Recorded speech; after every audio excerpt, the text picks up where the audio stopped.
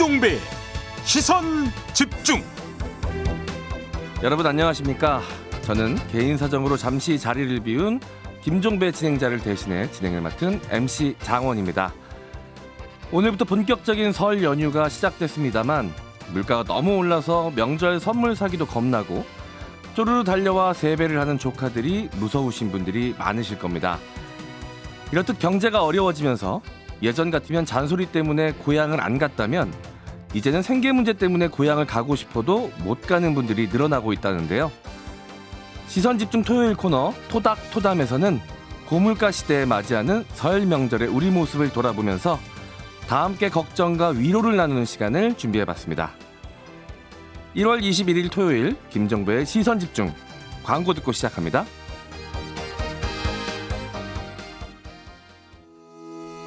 시선 집중은 촌철님들의 다양한 목소리를 기다립니다. 짧은 건 50원, 긴 건 100원인 문자메시지 샵 8001번, 스마트 라디오 미니와 유튜브 라이브로도 시선 집중과 함께 하실 수 있습니다.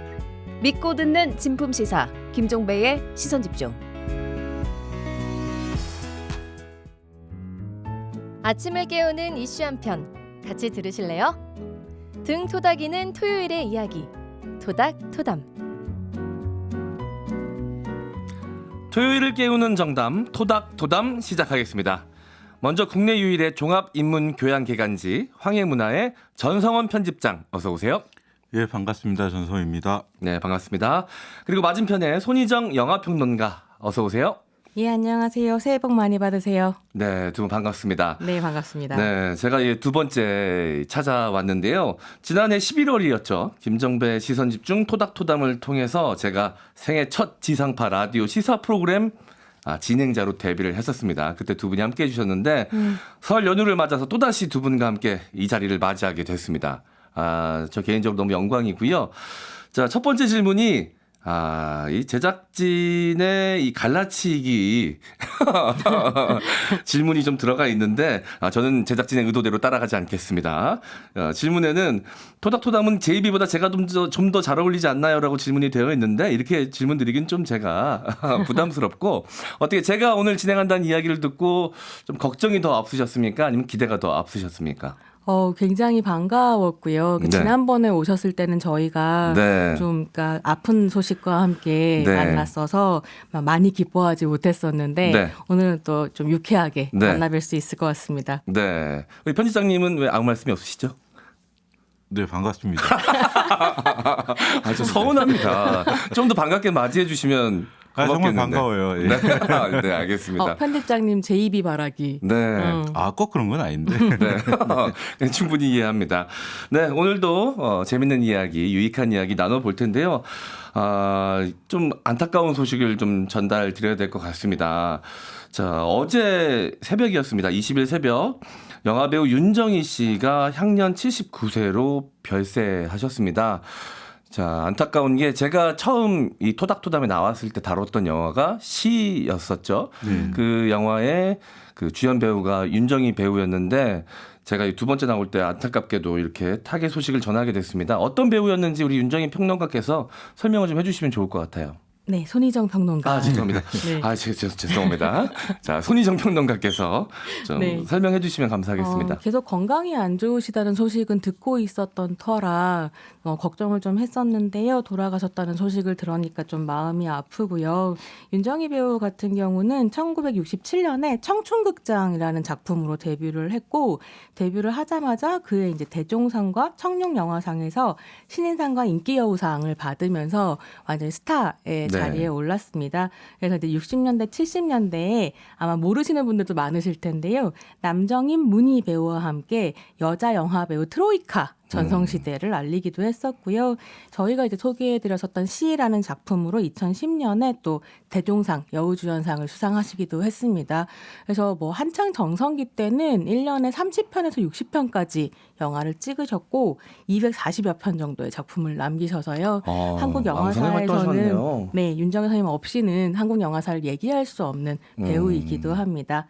네, 고인의 명복을 빕니다. 네, 저는 이 코너 때문에 다시 보기도 한 영화였지만 시를 너무 인상 깊게 봤고 윤정희 배우의 연기가 너무나도 좀 감명 깊어가지고 아직까지도 그 감동이 좀 남아 있는데 이렇게 안타까운 소식을 전하게 돼서 너무 가슴이 아픕니다. 이 고인의 명복을 빌도록 하겠습니다. 자, 그럼 오늘 나눌 이야기로 넘어가서 오늘부터 본격적인 귀성 행렬이 시작될 것으로 보이는데 두 분은 어떻게 설 연휴 때 어떤 계획을 갖고 계시나요? 우리 편집장님? 저는 뭐 주변 어른들이 다 네. 근방에 사시기 때문에 뭐 귀성하고 이런 이제 고생은 안 해도 됐었는데 올해는 또 좀 불행하게도 네. 가족들 중에서 또 일부가 코로나가 있어서 아이고, 예. 네, 가족 모임이 이번에 다 취소가 됐습니다. 네. 그래서 집콕으로 보낼 계획입니다. 아니 올해가 거리두기가 이제 없어진 3년 만에 첫 설이라고 네. 굉장히 많은 사람들이 설레어하고 있는데 네. 빨리 쾌차를 네. 빕니다. 네. 그러니까 비대면에서 대면으로 간 지 3년 만인데 설이 저를 외면하네요. 네. 자, 요즘 명절 세태는 어떤지 오늘 이 시간을 통해서 한번 이야기 나눠보도록 하겠습니다. 자, 설 연휴 첫날에 보내드리는 김종배의 시선집중. 오늘 이야기 나눌 주제와 관련된 오디오부터 먼저 듣고 오겠습니다. 사회적 거리두기 없는 첫 설 명절.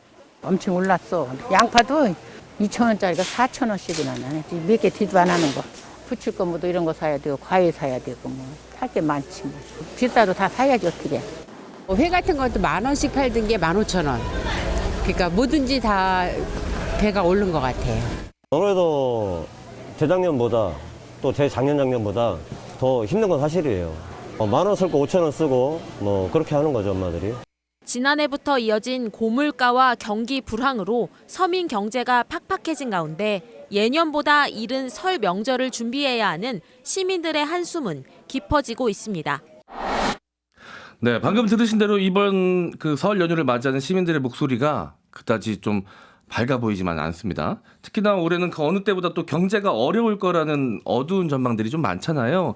그래서 이제 허리띠를 졸라맨다는 분들도 많은 것 같은데 어떻게 주변 분들 분위기는 어떤가요? 지금 이제 설 연휴 기간 동안 네. 기온이 마이너스 19도까지 떨어진다라는 네. 한파 소식이 있고 네. 그것과 더불어서 지금 가스비 나오는 시기인데 네. 진짜 제 주변에는 가스비 때문에 악소리가 나는 상황이어가지고요. 네. 그래서 가스비는 너무 많이 나왔고 날씨는 추운데 나가지도 집에 있지도 못하는 상황 아니냐 네. 이런 걱정들 많이 하더라고요. 네. 요즘 또 가게 난방비 부담이 굉장히 커져서 사실 뭐 전기세도 오른다는 이야기들이 많이 나오고 있어서 또 이런 가게 경제는 또 심리적인 부분도 많이 있잖아요. 그래서 조금 더 조심하게 되고 이러면서 설 분위기가 좀 차갑게 얼어붙은 분위기가 있는 것 같은데 우리 편집장님 주변 분위기는 어떤가요? 이런 바람은 사람들이 저 욕하겠지만 네. 저 졸라면 허리도 없는데 네. 욕 나오는 거죠 지금. 아닙니다. 아닙니다. 예. 허리도 없는 상황인데 네. 이게 지금 뭐 공공요금 계속 인상되고 있고 그래서 이번에 보니까 설엔 또 돈 쓸 일이 많잖아요. 그렇죠. 근데 기업체에서 올해 상여금을 지급할 계획이라고 응답한 기업이 작년에 비해서 2% 정도가 떨어졌어요. 그리고 이제 그 4일 연휴를 다 쉬게 해주는 그런 기업은 오히려 늘어났는데 그 이유가 대부분 이제 비용 절감하고 일감이 줄어서 네. 그런다 하니까 굉장히 우울한 네. 소식이 계속되는 설이네요. 네. 일단 뭐 장 보시면서 들어가는 돈도 돈이지만 가장 많이 걱정하시는 것 중에 하나가 바로 이 또 용돈, 세뱃돈 문제입니다. 이 설 연휴 예상 지출 비용의 평균값을 조사한 설문조사 결과 가족 용돈 항목이 선물 마련 다음으로 2위에 올랐다는 통계도 있던데 이 세뱃돈 과연 얼마가 적당할지 늘 좀 고민인 것 같아요. 이 조카들이 초등학생도 있고 그 이하도 있고 미취학 아동도 있고 뭐 중학생, 고등학생, 대학생 이렇게 좀 다양한데 어떻게 좀 기준을 정해야 될지 두 분이 좀 이야기를 해주시면 감사하겠습니다. 우리나라에서 한 네. 해 돌아다니는 세뱃돈 규모가 얼마나 되는지 혹시 아세요, 두 분? 아니요. 너무 궁금하네요. 얼마나 네. 될까요? 그 한국은행에서 매년 신권 발행하는 규모가 5조 원 정도 돼요. 5조 원이요? 설맞이로만 설맞이로 내는 게 네. 5조 원 정도 되는데 그중에서 한 2조 원 정도가 세뱃돈으로 쓰인다고 해요. 네. 근데 예전에는 네. 돈 하면은 배춧잎이었잖아요. 네. 세종대왕이 새겨진. 그렇죠. 36년인가 아마 썼을 텐데 2009년에 이제 노란 돈이 나왔죠. 네. 신사임당이 새겨진. 5만 원권이. 네. 그 뒤부터 사실은 경조사비 포함해서 모든 비용이 올라간 느낌이에요. 네. 그러니까 그냥 기본 한 장은 줘야 되는 거야. 아. 네. 그런 느낌으로 변하다 보니까 네. 예를 들면 10년 전만 해도 초등학생한테 주는 세뱃돈은 한 10,000원 정도. 그다음에 중학생은 한 3만 원, 고등학생과 대학생이 되어야 한 5만 원 정도 줬는데 네. 지금은 이제 초등학생이 한 3만 원 정도 원하고 중학생이 5만 원 정도. 그다음에 이제 고등학생하고 대학생은 10만 원 정도는 주셔야 되지 네. 않겠습니까? 아, 고등학생하고 대학생이 10만 원으로 같이 묶이면 대학생들은 좀 많이 서운해할 것 같은데. 대학생들은 알바를 너희들은 해야지라는 게 이제 어른들의 생각이기도 해서 네. 네. 그래서 아마 20대들 굉장히 우울한 설이겠죠. 이게 세뱃돈 동상이몽이 있다고 하더라고요. 그래서 어른들은 네. 지금 이제 편집장님 말씀하신 것처럼 요 정도 주면 되겠지라고 생각하는데 실제로 이제 고등학생들은 15만 원 정도 받아야 된다고 생각하고 대학생들은 20만 원 정도는 주셔야라고 네. 생각한다고 또 어디 설문조사는 하기는 하더라고요. 네. 전 좀 재밌었던 게 2023년에 이제 조사를 했을 때는 서로 부담이니까 안 주고 안 받자라는 답변도 29%나 됐다고 하고요. 네. 이게 이렇게 가게 전체 경제로 봤을 때 네. 사실 내가 저 집의 아이들한테 돈을 주면 저 집 어른도 우리 집 아이들한테 줘야 되고 뭐 이런 것들이 있으니까요. 네. 부담스러우니까 주지 말자라는 사람도 있고 네. 그래도 세뱃돈이라고 하는 게 정을 나누는 거고 네. 뭐 아이들 지갑에 돈 씨앗을 심어준다는 의미가 있으니까 네. 네. 뭐 10,000원 정도 주면서 네. 의미만 살리자라는 입장도 있다고 하더라고요. 네. 아마 그럼 뒤도 안 들어보고 가버릴 거예요. 아, 10,000원. 근데 지금은 분위기가 어떤지 모르겠는데 저 어렸을 때는 제가 직접 그 자금을 운용해 보지 못하고 보통은 이제 제 어머니한테 이제 맡기면 나중에 이제 돌려주신다라고 해서 드리면 대부분 이제 부실 채권으로 돌아오는 경우가 태반이었거든요. 그래서 굉장히 신뢰도가 떨어지는 금융기관으로 이제 대표적으로 어머니가 꼽혔었는데 지금은 어떻게 이제 아이들이 직접 관리를 하나 봐요. 왜냐하면 이렇게 직접 돈도 쓰고 관리를 해보는 것도 어떻게 보면은 이 훈련이 좀 될 것 같다는 생각이 좀 들거든요. 그 언젠가부터 이제 부모님한테 네. 이제 세뱃돈을 갈취당하지 않고 네. 직접 관리하는 그런 이제 똑똑한 어린이 청소년들이 등장하면서 부모들이 이제 하는 방법 중에 하나가 일찌감치 이제 재테크에 눈을 뜨게 해준다. 요즘 그런 분위기가 있다고 하더라고요. 그런 분위기가 또 조성이 돼 있죠. 근데 네. 저는 한편으로 보면 이런 게 이제 해마다 우리가 명절 때 되면은 이제 무슨 증권사, 무슨 컨설팅 회사 이런 데서 이제 언론사에 릴리스, 그러니까 보도 이렇게 내보내거든요. 그러니까 자기네 기업 사람들한테 설문조사를 해가지고 이걸 하고 돈을 얼마를 세뱃돈 얼마가 적정하냐 막 그래서 뉴스거리를 만든 다음에 그 기사의 말미에 뭐라고 하냐면 이렇게 모인 돈을 아이들에게 일찌감치 경제교육을 하기 위해서 어떻게 투자하는 그런 것들을 가르치는 것이 중요하다. 이런 식으로 일종의 국민 계도라고 하지만 사실은 자사 홍보를 하는 그런 것들이 먹히는 분위기가 아닌가 그런 생각도 들어요. 제가 편집자님 얘기를 들으니까 생각이 나는 게 이제 오늘 방송 준비하면서 세뱃돈 관련해서 기사를 좀 검색을 해봤는데요. 되게 재밌는 게 S증권에서 소스를 준 기사에는 요즘에 세뱃돈을 받으면 50%의 청소년이 주식 투자를 하겠다라고 주식 투자를 답을 했다고 하는 기사가 나와 있더라고요. 저는 42살에 첫 주식 시작했는데 네. 요즘에 훨씬 빠르기는 하죠. 근데 다른 신문 기사를 보면 아직까지는 70% 이상이 예금이나 적금으로 이거를 이제 관리를 하겠다라고 답한다고 기사가 나왔더라고요. 그래서 확실히 S증권에서 조사한 게 증권에 더 호의적이다, 주식에 더 호의적이다라는 생각이 좀 들었고요. 아까 이제 M장께서 어머니가 세뱃돈 가져가셨다고 하셨잖아요. 실제로 올해 H생명에 근무하고 있는 직원들을 대상으로 아이들 세뱃돈을 내가 쓴 적이 있다.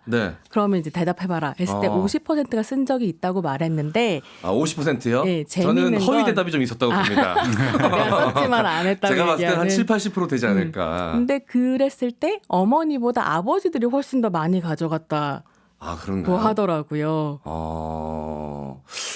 저 기억이 없습니다. 그런 적 없습니다. 네. 네, 알겠습니다. 일단 조사 결과는 그랬다. 네, 알겠습니다. 그래서 워낙 이 세뱃돈 지출이 걱정이 되다 보니까 이 지폐 10,000원권, 50,000원권 차이가 너무 크다. 중간에 30,000원권이 나와야 되는 거 아니냐. 뭐 네. 이런 이야기도 요즘 나오더라고요. 뭐 앞서서도 말씀을 드렸지만 그 심사인당이 등장한 뒤에 물론 물가가 오르기도 했지만 기본적으로 이게 세뱃돈을 막 돈 세서 주기도 그렇고 그러니까 좀 괜찮은 집에서는 저는 이거 봉투 준비하셔서 이렇게 담아서 주셔도 좋을 것 같아요. 거기에 좋은 덕담을 미리 써놓으시고 네. 하면 봉투 열어보기 전까지는 모르니까. 네네. 이게 3만 원권 지폐 지금 그래서 온라인에서 난리가 났는데 네. 시작이 가수 이적 씨였다고 하더라고요. 그래서 네. 본인 SNS에 처음 올리셨어요. 네. 그래서 뭔가 이제 10,000원짜리를 주자니 약간 부끄럽고 네. 멋있게 50,000원짜리를 주고 나서 뒤돌아서 운다. 3만 원권 달라. 네. 근데 이게 저는 그렇게 할 수도 있지 않을까라고 생각했던 게 몇 년 전에 그런 거 있었거든요. 그러니까 외화 세뱃돈 세트 뭐 이런 게 나온 적이 있어요. 그래서 이제 미국 달러 2달러짜리가 행운을 의미한다 그래서 네. 2달러짜리에 엔화하고 유로화 뭐 아니면 파운드 이렇게 이제 한 5가지 종류의 외화를 넣은 세트를 네. 5,000개를 만들었었는데 그게 완전히 다 팔렸다고 하더라고요. 네네. 그러니까 설날맞이 2조 원 정도를 3만 원권으로 찍으면 네. 좀 재밌지 않을까? 네. 세뱃돈의 세계화가 이루어지고 있군요. 그것도. 네. 이 세뱃돈 인플레이션이 날이 가면 갈수록 좀 심해지고 있어서 이런 이야기까지도 좀 나오고 있는 거 아닌가라는 생각이 들고요. 자, 이 설 선물 이야기도 안 할 수가 없습니다. 뭐 종류도 가지고 가격대도 다양한데 자, 요즘은 이 설 선물하는 것도 좀 부담이 돼서 중고 구매를 하시는 분들도 많이 계신다고 하더라고요. 저도 이제 여기저기서 선물 세트가 좀 들어오면 저는 혼자 살고 있으니까 사실 뭐 음식이나 이런 것들이 들어오면 먹을 일이 잘 없거든요. 그래서 그대로 이제 다른 분들께 다시 선물로 이용하기도 하는데 실제로 이런 중고 거래가 좀 많이 이루어지고 있다고 합니다. 네. 편집장님? 저 같은 경우에도 조금 비슷한 사례인데, 그러니까 간혹가다 선물이 이제 들어오는 경우가 있잖아요. 그러니까 그런 경우에 이제 선물 카드 돌려막기 하듯이 네. 선물을 이제 돌려막기를 하죠. 이거는 뭐 누구 드리면 좋겠다. 네. 이건 누구 드리면 좋겠다. 하고 하는데 사실 뭐 그 올해 뭐 앞서 제가 상여금 얘기도 했지만 네. 저 같은 경우에는 이제 설이나 추석에 이렇게 상여금 받아본 적이 없는 회사를 다니고 있어서 네. 명절에는 돈이 많이 들어갔는데 돈이 없는 거예요, 되려 다른 평월보다. 네. 그러니까 예를 들면 이제 추석 같은 경우에는 그 뭐라고 그러죠? 그 상품권? 네. 상품권 이렇게 어디서 이렇게 파는데 이런 문화가 이제 요새 그 중고 거래 플랫폼들이 생기니까 뭐 심지어 대통령이 하사가 맞나? 이 선물한 상품도 이제 중고 네. 물품으로 이렇게 나오기도 하는 세상이니까 네. 네, 어르신들에게 드리는 선물도 역시 중고 거래 장터 네. 이용하는 분들이 많더라고요. 보니까 네. 주변에서. 얼마 전에 나온 뉴스인데 대통령실 이름으로 나온 선물도 좀 부실하다고 뉴스가 많이 나와가지고. 고물가 시대에 뭐 나라 살림이 어떡해요. 뭐 그렇겠죠. 네. 근데 이게 그 이제 중고 거래 하실 때 꼭 네. 기억하셔야 되는 게 뭐냐면 주류는 온라인으로 판매하시면 네. 불법입니다. 그래서 조심하셔야 되고요. 네. 뭐 홍삼이나 유산균 같은 건강 기능 식품 혹은 뭐 수제청 같은 수제식품은 네. 자격이 없으면 판매하시면 불법이거든요. 네. 그래서 뭐를 내놓고 뭐를 킵할 것인가를 잘 판단하셔야 됩니다. 네. 참고로 선물 돌려막기 하실 때 명함 잘 띄고 네. 주세요. 네. 네. 알겠습니다. 그 다양한 방법으로 이제 설을 보내시는데 아직까지도 온 가족이 한 집에 모여서 음식도 다 같이 하고 이런 문화를 유지하시는 분들도 계십니다. 그런데 이제 가서 음식하는 것도 부담스럽고 그래서 각자 싸우기도 하고 뭐 주문한 음식을 다 같이 모여서 먹기도 하고 그러는데 제 지인분은 이제 이 며느리세요. 그래가지고 이제 음식을 싸가지고 본인이 만들어서 이제 시댁으로 가야 되는데. 전을 사서 가신다고 하더라고요. 근데 네. 그 만든 척을 하기 위해서 일부러 전집에 가가지고 못생긴 것만 골라서 구입을 하신다고 하더라고요. 너무 예쁘게 잘 만든 거. 네, 여러 가지로 고생이 많으시네요. 네, 사면 이게 돈 주고 산 것 같은 티가 좀 많이 날까봐 일부러 약간은 좀 손상이 되어 있는 제품을 구매하신다고 이렇게 이야기하시는 분도 계셨는데 요즘은 간편식으로도 많이 하죠. 그만큼 또 손이 덜 가는 간편한 부분도 있고. 그 저의 경우에는 집에서 계속 차례를 이렇게 해왔었는데 삼촌 세대가 이제 끝나가고 저희 네. 세대가 오면서부터 이제 과거와 같은 어떤 집안에서 다 식구들 모여 앉아가지고 기름 냄새 풍기면서 전 부치고 이런 것들은 네. 많이 사라졌고요. 그 뭐 시장에서 전을 사다가 모듬전이나 뭐 이렇게 네. 해서 하는 거는 많이 있었고, 근데 최근 들어서 이제 달라진 점은 이제 기업에서 대형 네. 마트에서 하는 이제 그 제수물품 전문 밀키트 세트들이 네. 대거 등장했다. 요 정도 차이인 것 같습니다. 그러니까 뭐 어느 사람들은 차례 안 지내고 사실은 해외 여행도 가고 네. 그러니까 세태가 많이 변했어요 이제는. 네. 또 밀키트가 너무 잘 나와서요. 네네네. 예, 저같이 이제 망손인 경우에는 제가 만지기만 하면 맛이 없어지거든요. 네. 그러면 밀키트가 큰 도움이 되더라고요. 심지어 아. 맛있죠. 맛있어요. 네. 그 태생적 망손이 아니라 선택적 망손이신 거 아니에요 혹시? 아닙니다. 태생적인 것 같습니다. 네. 노력해봤는데 안 됩니다. 네. 자, 이 설 연휴 어떻게 하면 좀 경제적으로 부담 없이 좀 잘 보낼 수 있을까 고민이 많으실 것 같은데요. 최대한 좀 슬기롭게 잘 준비하셔가지고 따뜻한 설 보내시기를 바라겠습니다. 저희는 잠시 전하는 말씀 듣고요. 잠시 후 2부에서 계속 이어나가겠습니다.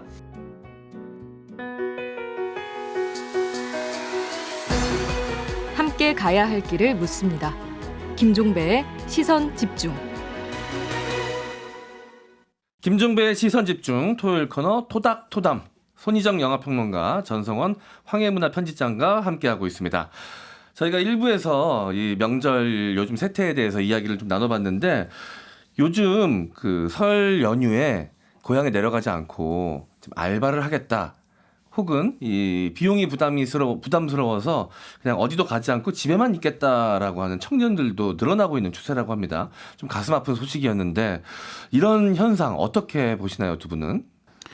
그 뭐 제 경우에는 뭐 설이나 무슨 특정한 날에 되면은 사실 가족들이 모이는데 가지 못하는 경우가 사실 많았었어요. 네. 뭐 혼자서 벌어서 먹고 살아야 되는 네. 그런 처지이기도 했고 당시만 하더라도 경제적으로 여유가 굉장히 없을 때라. 근데 그런 경우에 이제 주변 사람들은 명절이라고 해서 이렇게 모이고 이렇게 하면 그 모습 보면서 굉장히 마음이 아팠는데 네. 지금 보면은 그 신문 기사나 뉴스 이렇게 보니까 설 연휴에 이제 그 뭐 돌봄 노동이라든지 네. 아니면은 뭐 그 무슨 편의점 같은 데서 일을 네. 하면 이제 아무래도 남들 쉴 때 일을 하니까 네. 조금 더 단가를 쳐주는 모양이더라고요. 네. 그래서 설 명절에 가족들 모임에 안 가는 대신에 일을 해서 돈을 조금 더 벌겠다 하는 청년들이 굉장히 많이 늘어났다고 해요. 네. 그런 뉴스 보면 굉장히 마음이 아프죠. 네네. 그러니까 저 옛날 생각도 나고 그렇기 때문에 그래도 왜 우리 옛말에 든 사람은 몰라도 난 사람은 안다고 네. 부모님도 또 마음이 얼마나 아프실까 그런 생각이 듭니다. 네. 자, 이 질문을 드린 이유가 오늘 선희정 평론가께서 이와 좀 관련된 내용의 영화를 준비해 주셨다고 해서 이 영화 이야기를 좀 나눠보도록 하겠습니다. 어떤 영화 준비해 오셨나요? 네, 오늘은 임순례 감독 김태리 주연의 2018년 작품입니다. 리틀 포레스트 가지고 왔는데요. 이번 방송 준비하면서 제작진하고 설에 대해서 이제 이런저런 이야기를 나누었거든요. 그래서 뭐가 키워드가 될 수 있을까라고 네. 했을 때 역시 가족, 귀향, 그리고 이제 정성 들여 준비한 음식이라는 네. 생각이 들어서요. 이 세 개의 키워드를 굉장히 잘 다루고 있기도 하고 우리가 조금 전에 이야기했었던 청년 문제와 네. 함께 얘기할 수 있는 그런 작품이어서요. 네. 이제 무엇보다 설에 가족들이 네. 모여서 함께 보기에도 좋다 네. 싶어서 골라왔습니다. 아, 딱 맞춤 영화인 것 같다라는 생각이 듭니다. 저도 좀 힘들고 어디론가 좀 떠나고 싶을 때마다 그러지 못하면 이 영화를 꺼내 보곤 하거든요. 그래서 오늘 이 시간 준비하면서 다시 한번 봤는데 역시나 좀 마음이 평온해지면서 힐링이 되는 그런 시간이었습니다. 손희정 평론가께서 준비해온 오늘의 영화 리틀 포레스트 줄거리 내용 잠깐 듣고 오겠습니다.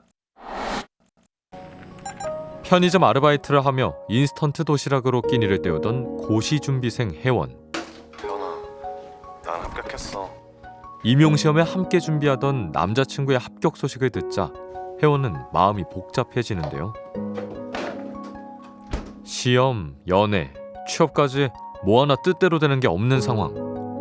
혜원은 지친 몸을 이끌고 한적한 고향으로 떠나기로 결심합니다.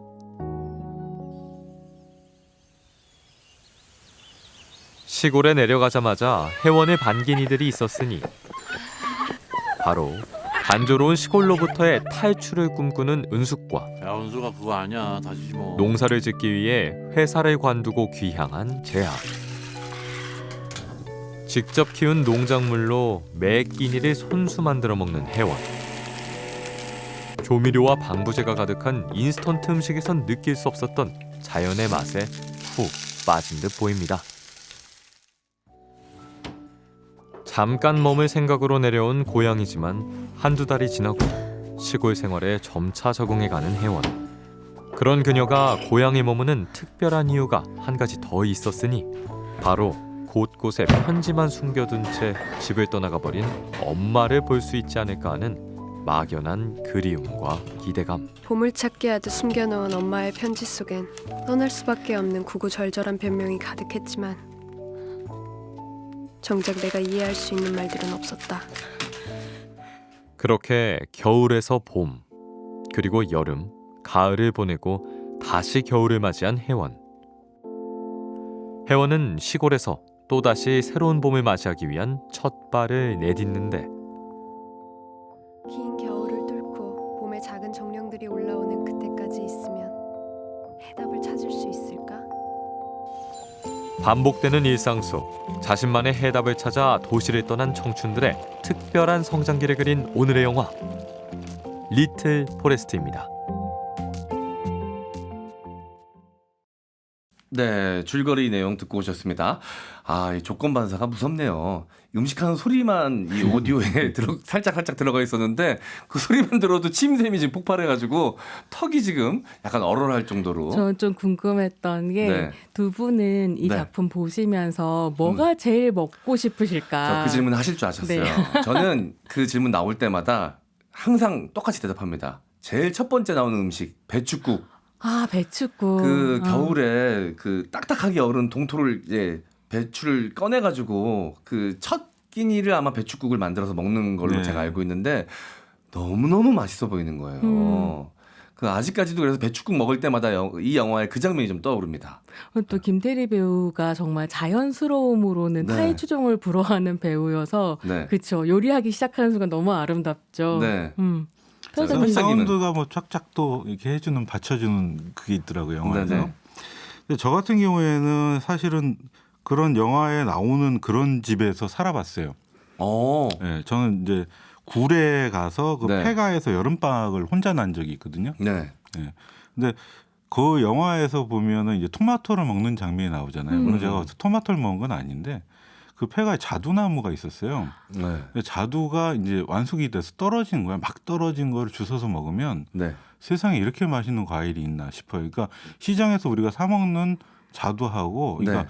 그 후숙 과일이잖아요. 그게 네. 그러니까 아직 다 익지 않은 상태에서 시장에서 유통되니까 맛이 없는데 네. 완숙시켜서 자기가 알아서 떨어진 거를 먹으면 정말 달콤하고 맛있어요. 그 토마토를 먹는 장면에서 아 이게 정말 맛있겠구나. 네. 제가 토마토를 시골에서 정말 따서 먹어본 적은 없지만 네. 그게 상상이 돼요. 그런 장면들이. 또 이런 이 식생활의 철학이 좀 뚜렷하신 분들 중에서 낙과만 드시는 분들도 계시잖아요. 그렇습니다. 그게 또 맛있기도 하군요. 그게 엄청 맛있습니다. 알겠습니다. 기회 되면 저도 한번 먹어보고 싶은데 이 영화가 개봉되던 무렵에 한동안 이 농촌으로 찾아가서 직접 밥을 해먹고 이 평화로운 일상을 즐기는 방식의 예능 프로그램들이 정말 많이 나왔습니다. 이른바 이제 힐링 예능이라고 많이들 불렀는데 이게 단순한 유행은 아니었을 것 같다라는 생각이 들거든요. 평론가님은 어떻게 생각하시나요? 저는 이제 이 작품을 뭐라고 부르냐면 NF라고 부르거든요. NF요. 농촌 판타지. 농촌 판타지. 그래서 네, 이렇게 도시 생활을 하면서 지친 사람들이 네. 이제 마음을 좀 놓고 치유를 받고 네. 이러고 싶어하는 욕망들이 있는데 그게 이제 NF 장르에 들어가는 네. 거죠. 그래서 당시에 진짜 뭐 말하자면 삼시세끼 시리즈라든지 네, 아니면 나물 캐는 아저씨, 식량일기, 풀 뜯어먹는 소리 뭐 이런 것들 네. 되게 많이 나왔었어요. 근데 얘를 설명할 수 있는 한마디는 전 영화에서 찾자면 나는 배가 고파서 돌아왔어라는 대사라고 생각하거든요. 그 친구 은숙이 네. 혜원한테 물어보죠. 왜 왔냐? 배가 고파서 왔다라고 얘기하는데 그 배고픔이라고 하는 건 어떻게 보면 도시에서 이제 전혀 자급자족하지 못하고 만들어져 있는 음식만 먹고 근데 그런 소비 생활 안에서 욕망은 계속 커지는데 네. 이 욕망이라고 하는 건 절대 채울 수 없는 또 소비 사회인 거잖아요. 네. 거기서 지친 사람들이 이제 농촌이나 어촌을 한타지화해서 네. 즐겼던 거 아닐까. 그래서 저는 이 장르의 시작은 역시 나는 자연인이다가 아닐까 싶기도 했습니다. 네. 자, 저는 이 영화를 보면서 좀 이제 많이 여유로워지는 여러 가지 이유 중에 하나가 저도 이제 일상생활 하다 보면 뭐 돈이 없다기보다는 시간이 없어서 맞아요. 편의점에 이제 간편식 같은 것들, 인스턴트 음식들을 사 먹으면서 이제 그야말로 그냥 먹는 거죠. 때우는 느낌으로 먹을 때가 많은데 예, 여기서 이제 이 영화에서 주인공이 이제 고향으로 내려가서 음식을 해서 먹으면서는 그런 표현을 써요. 맛본다라는 표현을 좀 자주 씁니다. 근데 제가 이 도시에서 생활하면서 사실 맛보는 느낌으로 식사를 할 때는 잘 없거든요. 전투적으로 때운다. 먹잖아요. 네. 그래서 그 맛본다는 표현이 너무 여유롭고 너무 멋져 보인다랄까? 좀 그런 느낌이 있어서 이 영화 보면서 이제 그런 것도 좀 느꼈는데 우리 편집장님은 어떠셨어요? 저는 사실은 뭐 나중에 은퇴하게 되면 네. 뭐 귀농까지는 아니어도 귀촌은 하고 싶은 생각을 갖고 있는 사람이고 짬짬이 아까도 뭐 저기 얘기를 했지만 네. 막 대학 들어갔을 때도 시골에서 그렇게 지내보기도 했고 저는 시골 출신이 아니거든요. 전혀. 그런데 지금도 보면 이제 우리가 힐링 예능 한참 유행할 때 비슷한 시기에 같이 유행한 게 캠핑 문화예요. 네, 맞습니다. 그러니까 뭐냐면 아까 이제 김태리 배우 얘기도 했지만 우리가 사느라 바빠서 정말 사는 것 같이 내가 살고 있나라는 걸 느낄 수 있는 틈이 없었어요. 그러니까 그런 부분들을 이 영화가 이제 선사하고 있죠. 그래서 저도 사실 비슷한 얘기를 하려고 했는데 여기에 하나 농촌과 청춘 판타지가 같이 들어간 거예요. 그러니까 왜 20대 청년들이 이 영화에 더 흠뻑 들어갈 수밖에 없냐면 그들이 원하는 어떤 모습들을 여기서 보여주고 있기 때문에 그렇거든요. 근데 정말 시골을 가서 그렇게 그 김태리 배우가 그러니까 그 오래 묵힌 집을 들어왔단 말이야. 네. 집이 그렇게 깨끗할 수가 없어요. 네. 그리고 저 같은 경우에 그 집을 문을 딱 열었을 때 마치 그 이웃집 마을 도토로처럼 네. 그 문을 딱 열었을 때 사사사사사 하고 뭐라고 얘기 안 하겠어요. 다리가 굉장히 많은 벌레들이 네. 쫙 지나가는 네. 그거를 직접 본 사람들은 이렇게 집이 깨끗하다고 시골집이 이런 생각이 들어요. 네. 그래서 이제 주변에 혼자 사는 여자친구들이 많은데 그런 얘기 많이 하거든요. 시골 가서 살고 싶다. 근데 실제로 이제 가서 살다가 다시 도시로 돌아온 친구들이 네. 제일 먼저 얘기하는 게 첫 번째로 네가 벌레를 견딜 수 있는지 네. 확인해 봐야겠다. 도시에서 만나는 벌레하고는 네. 비교할 수 없다. 차원이 달라요. 두 번째, 혼자 사는 여자가 시골에 내려갔을 때 마을 사람들이 반겨주지 않는다.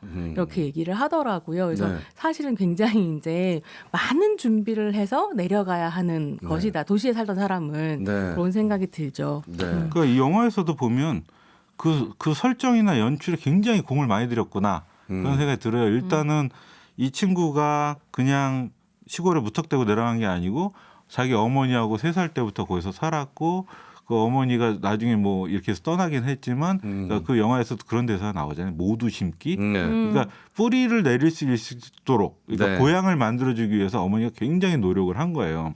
언니가 돌아올 수 있게. 그래서 거기에 고모도 살고 있고 그리고 시골에서 이렇게 친구들이 젊은이 셋이 몰려다닌다? 네. 현실적이지 않죠. 그리고 거기 근데 임순례 감독이 그런 부분에서 연출이나 이런 게 굉장히 공을 많이 들였구나 이게 네. 사람들은 젊은 세대가 위화감을 느끼지 않게 하기 위해서 네. 그랬다는 생각이 들더라고요 영화 보면서. 네. 저도 이제 캠핑으로 취미 생활을 즐기는데 처음 캠핑하러 좀 산속에 들어갔을 때는 정말 깜짝 놀랐거든요. 뭐 벌레도 벌레지만 새벽에 고라니 우는 소리를 처음 들었거든요. 그게 그렇게 무섭다면서요. 네, 아니 괴기스럽죠. 누가 들어도 사람 비명 소리예요. 네. 저는 그래서 어디서 큰 사건이 벌어지는 줄 알았어요. 그 고라니 소리를 듣고. 네. 근데 나중에 이제 알고 봤더니 그게 이제 고라니 울음소리였다. 이제 그 얘기를 듣고 웃었던 기억이 나는데 편집자님도 캠핑하세요. 두 분 얘기하시면 좋으시겠어요. 아, 저는 비박도 하는데 네. 지금 말씀하신 것처럼 산속에 가서 혼자 네네. 비박색 한 놓고 딱 들어가면 벌레들이 기어다니는 소리가 들리는 것 같잖아요. 네. 사각사각사각 네네네. 하고 그다음에 너구리나 뭐 이런 게 걸어다니는 소리가 들리거든요. 그러니까 네네. 오감이 이게 쫙 살아나는 그 느낌이 정말 살아있는 느낌이더라고요. 네. 무서워요, 근데. 네. 자, 우리 청년들이 그만큼 좀 팍팍한 일상을 보내면서 자신이 이루지 못한 꿈을 이 영화를 통해서 좀 대리만족한다는 거 아니겠습니까? 그렇죠. 그런데 실제로 이렇게 어딘가 시골에 내려가서 자기 마음을 좀 정화하고 몸을 좀 편하게 누이고 따뜻한 밥 한 끼를 먹고 사실 현실적으로는 좀 어려운 이야기잖아요. 그래서 이 영화로밖에 좀 대리만족할 수 없다라는 현실도 너무 좀 안타까운 것 같습니다. 그러니까 저는 영화에서 정말로 부러웠던 사람, 네. 부러웠던 순간은 언제였냐면 재하도 이제 도시에서 대학을 나와서 서울에서 네. 직장을 다니다가 네. 직장 상사한테 야단을 맞으면서 내가 여기서 뭘 하고 있지? 하고 뛰쳐나오거든요. 네. 그리고 이제 고향으로 돌아와서 아버지 농사를 도우면서 과수원을 하잖아요. 근데 돌아갈 때가 있다라고 하는 게 되게 부럽더라고요. 네네네. 그러니까 저는 한 번도 도시를 떠나서 어디로 갈 때를 가져본 적이 없는 도시 사람인데 도시에서의 삶을 던지고 난 다음에 네. 갈 곳이 없는 거죠. 네. 그러다 보니까 제가 이게 환타지라고 말씀드리는 건 제가 한 번도 가져본 적이 없는 거를 향수로 느끼게 되는 네. 이런 부분이 있고 마치 있었던 것처럼. 그렇죠. 네. 이 영화에 또 없는 것 중에 하나가 가족이 없어요. 사실은 저는 그렇게 봐요. 왜냐하면 그러니까 가족주의 영화를 만들고 있지만 디즈니 영화의 특징이 가족이 잘 안 나오거든요. 부모가 없거나 뭐 네. 이런 식인데 이 영화에서도 보면 부모 친척 그러니까 거의 안 나오고 친구들만 나오고 그다음에 아까 재하 이야기 했지만 거기에도 이제 아버지가 물려준 근데 아버지는 없어. 그다음에 노동하는 장면들이 굉장히 뭐랄까 그러니까 낭만적으로 묘사되고 있고 네. 그다음에 음식도 직접 만들어 본 사람들은 알지만 그렇게 우아하게만 이렇게 척하면 척하고 바로 토마토 2알 이렇게 해서 쪼개가지고 네. 그리고 거기서 나오는 그러니까 음식류도 되게 매력적인 이렇게 네. 묘사되는데 그 과정에서 고된 노동의 모습들은 이 영화에서는 사라져 있다는 거예요. 네. 그런 점에서 이 영화가 판타지라는 네. 생각이 드는 거죠. 그러니까 명절에 시골이나 아니면 가족들이 모인 곳에 가면 청년들이 사실 느끼는 그 스트레스나 네. 이런 것들은 어마무시하잖아요. 네. 그런 것들은 없죠. 이 영화 예쁜 장면만 있고. 네. 저는 개인적으로 좀 궁금했는데 영화 속에 보면 거의 대부분 채소가 이용이 되고 식재료로 육류는 육재료가 잘 안 없어요. 나오죠. 네. 고기가 안 나와요. 또 동네 아저씨가 잡아 먹으라고 네. 혜원이한테 닭을 던져주는데 네. 안 먹거든요. 달걀만 먹는데 그게 이제 뭐 혜원이가 땅에서 쉽게 구할 수 있는 그리고 네. 자기가 직접 몸을 써가지고 뭐 걷어들인 것으로 먹는다라고 네. 하는 걸 보여주는 부분도 분명히 있을 텐데 네. 한편으로는 임순례 감독님이 네. 채식주의자세요. 아. 네, 그리고 이제 동물권 운동 굉장히 열심히 하시고 그래서였군요. 동물 영화제 이런 거 하시거든요. 네네네. 그래서 저는 그런 식의 이제 고민도 네. 좀 들어가지 않았을까? 네. 그래서 육류가 아니어도 얼마든지 다양한 맛을 느낄 수 있다라고 네. 하는 거 이제 느끼게 해주잖아요. 네.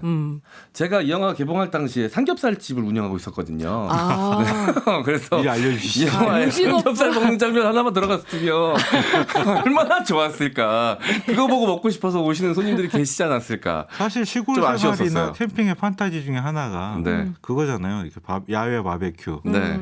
근데 그런 장면이 없네요, 진짜. 네. 근데 이제 저는 이 작품의 되게 중요한 메시지 중에 하나는 네. 그러니까 육식을 하지 말자가 아니라 네. 우리가 너무 많이 먹고 있다. 인 것 같기는 해요. 그러니까 적당하게 먹을 만큼의 육식을 네. 하고 그 육식을 위해서 적당한 만큼의 이제 사육을 하고 네. 이러면 참 좋을 텐데 네. 현대인들 너무 과하게 먹으면서 사실 도시에서 또 허기를 느끼는 거죠. 네. 알겠습니다. 결핍 속에 존재하는 또 어떤 과잉의 한 형태 중에 하나가 요즘 우리의 식문화인 것 같아요. 그렇죠. 그러니까 마음적으로 좀 허한 거를 먹는 걸로 채우려는 욕망이 있는 건지 모르겠지만 저도 안 먹다가 갑자기 뭘 많이 먹을 때가 있거든요. 딱히 그렇게 허기가 느껴지지도 않는데. 그러니까 폭식하거나 아니면 쇼핑. 맞아요. 쇼핑을 할 때 내가 정말 이 고생을 하는데 이렇게 벌어서 날 위해서 쓰지도 못하는데 네. 하면서 그 허기를 쇼핑몰들 구경하면서 쓸데없는 물건을 이제 집에 구입하기도 들이면서 하고. 네. 때우는 그래서 거죠, 이제 그 기존의 힐링 예능들 앞에서 말씀드렸었던 네. 그 예능들을 보면 사실 언제나 이 예능에서 하이라이트는 먹는 거거든요. 그렇죠. 사실은 일하고 먹고 하는 게 사람의 삶의 대부분이기 때문에 네. 그걸 보여주는 건 굉장히 중요하지만 제 지인이 그런 얘기를 하더라고요. 저 광경 좋은 시골에 가서 말하자면 일주일씩 사는데 왜 여기가 참 아름답다거나 뭐 이 식물은 뭐다라거나 이런 식의 얘기를 하는 게 아니라 네. 늘 거기서 특산물을 찾아서 먹어야 되느냐 네. 이런 얘기를 하긴 하더라고요. 그래서 그 얘기를 듣고 한번 생각 못 해봤는데 네. 사실 캠핑 문화도 언제나 정점은 많이 먹는 거인 것에 대해서는 우리가 또 생각해 볼 수 있겠다. 네. 그래서 저 같은 경우에는 이제 캠핑을 가면 일단 1박 2일은 되도록이면 피하고 2박 3일을 가는데 그중에서 2끼 정도는 현지 시장을 찾아가서 먹으려고 해요. 그러니까 그리고 다니면서 그곳 보면 이제 그 귀농귀촌한 청년들이 낸 책들도 있고 그렇거든요. 그런 사람들이 낸 카페들도 있고 그러니까 그런 곳 가서 현지 이야기들 그 사람들하고 이야기 나눠보면 얻는 게 굉장히 많아요. 네, 알겠습니다. 이 영화를 보면서 많은 청춘들이 위로를 받고 힐링을 하기도 하지만 정작 현실을 보면 이 수도권 지역에 이 모든 인구가 좀 집중이 되고 이 지방 쪽은 갈수록 이제 네. 청년들의 숫자가 줄어드는 현상도 굉장히 지금 심각한 사회 현상으로 대두가 되고 있지 않습니까? 이런 건 좀 어떻게 바라봐야 될까요, 저희가?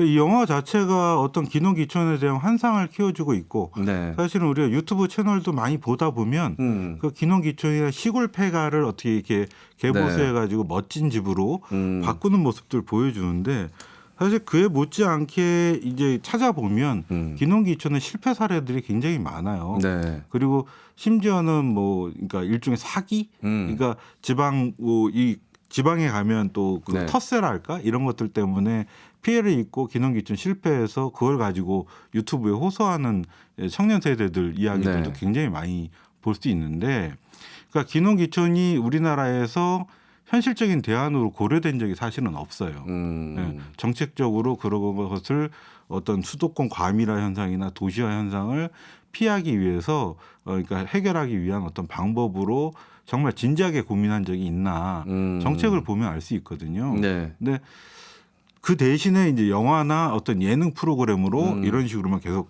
제시되는 건 좀 문제가 있다고 봅니다. 네.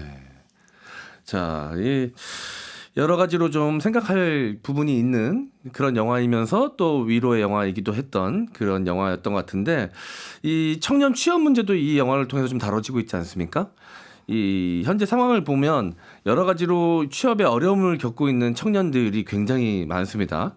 좀 이 씁쓸하게 하는 여러 가지 이제 면접 갑질 또 기사가 많이 나와서 많은 사람들의 눈살을 찌푸리게 했는데요.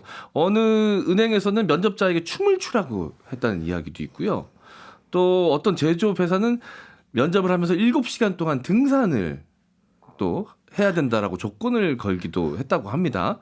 뭐 그 회사에 필요한 능력을 알아보기 위해서 뭐 이런 조건들이 붙었다면 뭐 그래도 좀 이해가 되겠지만 대부분 보면 좀 옛날의 가치, 지금은 좀 통용되지 않는 옛날 가치를 아직까지도 좀 따라가면서 청년들에게 과도한 좀 조건을 내걸면서 면접을 하는 이런 모습들 보면서 이것도 또 다른 모습의 갑질이 아닌가.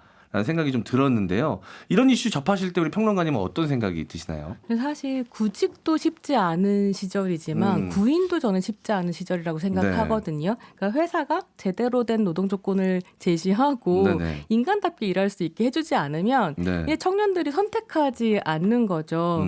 그래서 저는 사실 압박 면접이라는 문화도 정말 이해할 수가 없었는데 왜 사람을 극한으로까지 몰아붙여가지고 뭘 확인할 수 있는가라는 생각을 좀 하기도 했었는데요. 이거는 보면서는 그런 생각을 해보기는 했어요. 그러니까 어처구니 없는 걸 시켜서 까라면 깐다 하는 사람을 찾아내려는 건가. 그러지 않으면 이렇게는 못한다라는 생각이 좀 들더라고요. 그러니까 제가 예전에 네팔로 이제 그 인솔 해가지고 출장을 한번 다녀온 적이 있는데 한국에 취업하기 위해서 그 지역에서 과외도 받는데요. 근데 그 과외의 주된 내용이 뭐냐 그러면 한국 사회 특유의 얼차려 문화 있잖아요. 그러니까 면전에서 사람 대놓고 모욕하기, 그다음에 무슨 지금 이야기한 직장 상사 눈치 보고 어떻게 할지. 그러니까 주로 참는 게 굴욕을 어떻게 참고 이 직장에서 필요한 인재가 될 것이냐. 그러니까 그것이 한국 사람에게 적용되는 방식이 압박 면접의 형태가 아니냐 그런 생각이 드는 거죠. 그러니까 아까 이야기했던 것처럼 어떤 너 이런 모욕을 면전에서 해도 너 견딜 수 있어? 너 이런 거 참을 수 있어? 이거 테스트하는 거잖아요. 그러니까 결과적으로 보면 그 회사가 구하려고 하는 게 인재냐 아니면 노예냐 까라면 까는 노예냐 이거란 말이죠. 그런 면접 하시는 분들은 스스로에게 한번 물어봤으면 좋겠어요. 그럼 당신은 노예입니까? 네. 그런 기업 문화에 그냥 적응하시고 그냥 계속 이렇게 사시는 게 좋습니까? 도리어 이 구인 구직자들이 그런 거 물어봤으면 좋겠고 그렇게 하니까는 뭐 취업이 어렵다고 하지만 취업된 사람들이 또 이직률이 굉장히 높잖아요. 그게 단지 뭐 MZ 세대가 무슨 참을성이 부족하다, 인내심이 부족하다 그게 아니라 그와 같은 어떤 기업 문화를 고사하는 속에서 그들이 거기에 적응하기 싫다는 저항은 아니냐 이렇게 볼 필요 있다는 거죠. 알겠습니다. 자, 이제 오늘 방송 좀 마무리할 시간이 됐는데요. 혹시 오늘 방송에서 못다한 말씀 있으시면 한 말씀 해주시면 감사하겠습니다. 지금 뭐 그러니까 물가는 너무 올라가고 금리도 올라가고 그런데 불황이고 그래서 실제로 명목 소득도 줄어들고 있다고 하더라고요. 통장에 찍히는 돈 자체가 많이 힘드실 텐데요.